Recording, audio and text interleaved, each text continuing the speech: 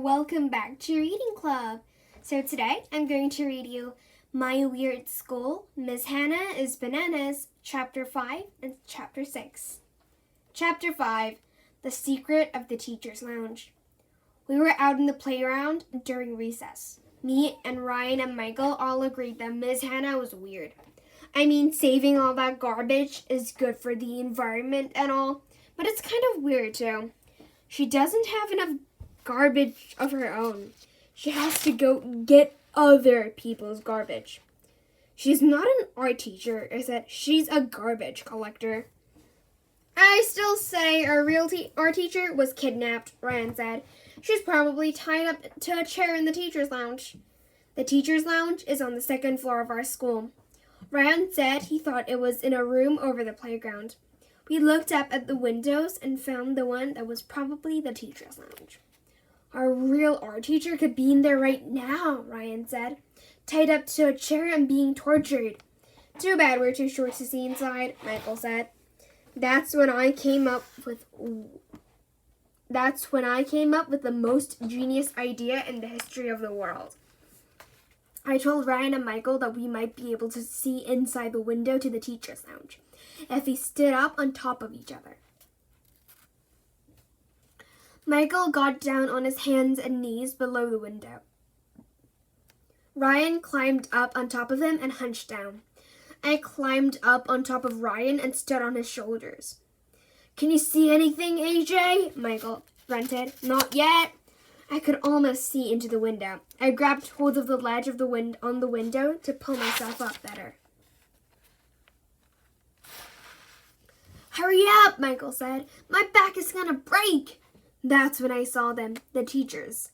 I saw Miss Daisy and Mrs. Ruby and a few of the other teachers. I was looking right into the teachers' top secret lounge. "I see them," I shouted. "What are they doing?" Ryan asked, all excited. "Not much," I said. "Is anybody tied up to a chair?" Michael asked. "No."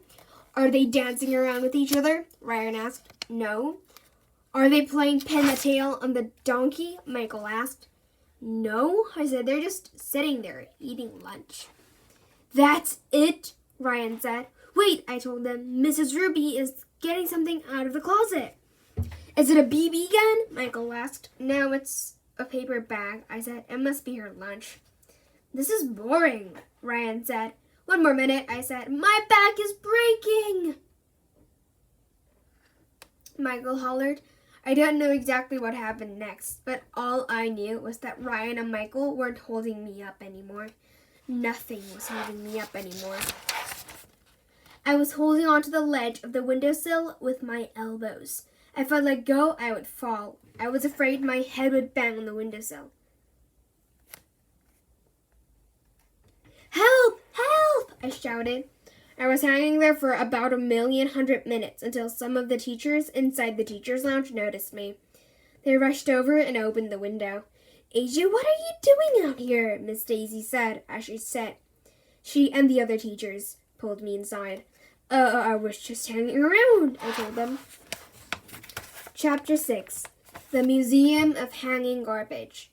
For a few days, I was the star of the school. No kid had ever been inside the teacher's lounge. I was probably the first one in the history of the world. Everybody wanted to know about the incredible things I saw in the teacher's lounge. Kids were even offering me candy to tell them. I didn't want to tell them the teacher's lounge was just a boring old room where the teachers sat around eating lunch. I didn't want to lie either, so I just told them that the teacher's blindfolded me and said they would torture me if I ever revealed what went on in the teacher's lounge. It was cool. Our next art class wasn't an art class at all. Miss Hannah took us on a field trip to a museum. I hate museums. Museums are boring.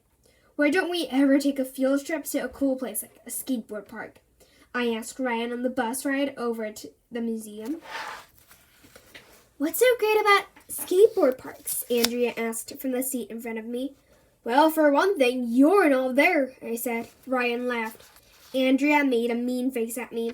"I like museums," she said. "My mom takes me to museums all the time."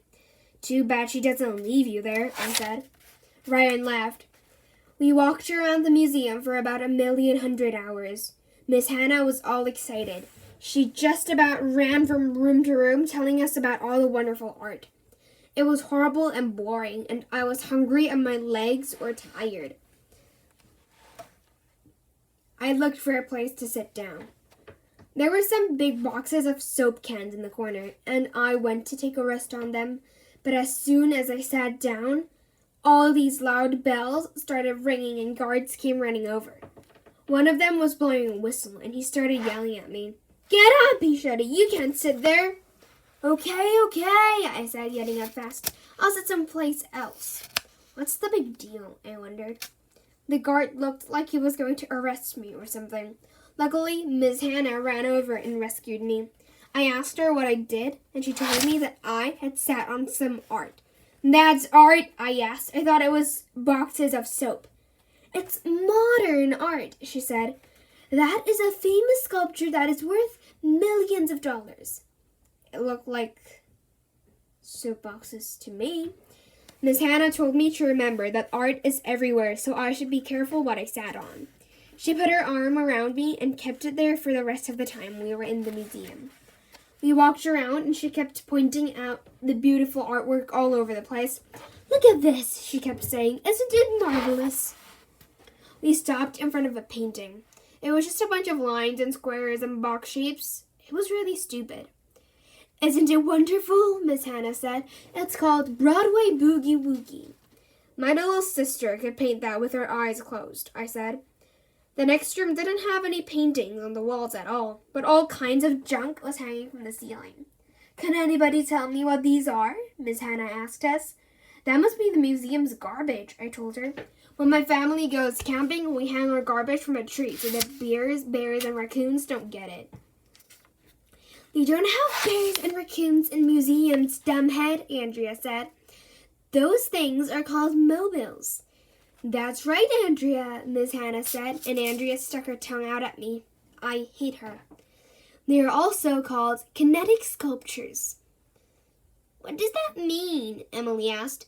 It means it comes from Connecticut, I told her. No, kinetic means movement, Miss Hannah said. The sculptures can move.